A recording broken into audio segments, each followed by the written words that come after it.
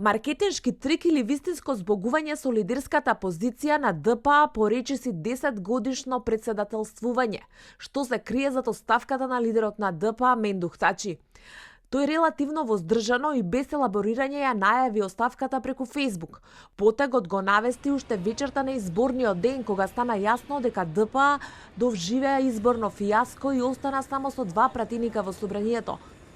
Одговорноста за лошиот резултат на ДПА на изборите ја преземам целосно јас како председател на партијата и од срце им се заблагодарувам на сите наши активисти што го направија невозможното. Но има една голема победа. Конечно Дуи ги загуби катастрофално изборите кај албанците.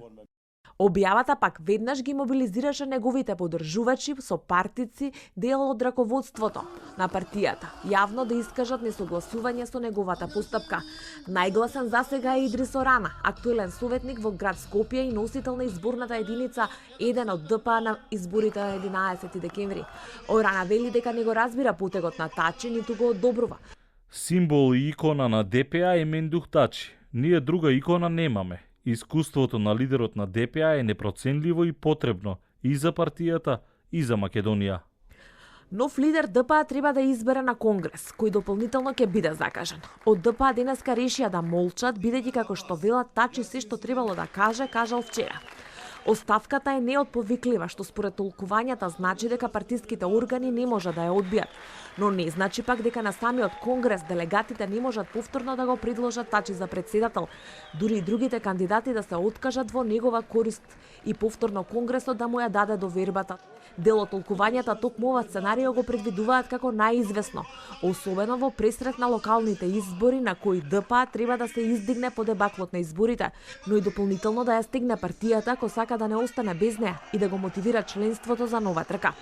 Председателствувањето на Мендух Тачи во ДПА го тресеа многу контраверзии. Од владата со Груевски во 2006-та, неуспешната коалиција со Црвенковски во 2013-та, константните порази и разнопартиските претумбации.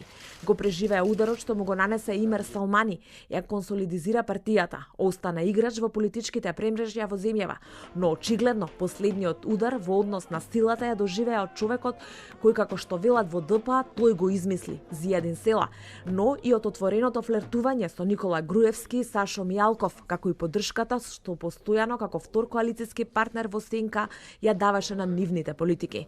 Како и да заврши новата епизода во ДПА со нов избор на Тачи или пак со вистинско пензионирање, речисти сите се согласуваат. Ерата на Мендух Тачи во политиката дефинитивно заврши.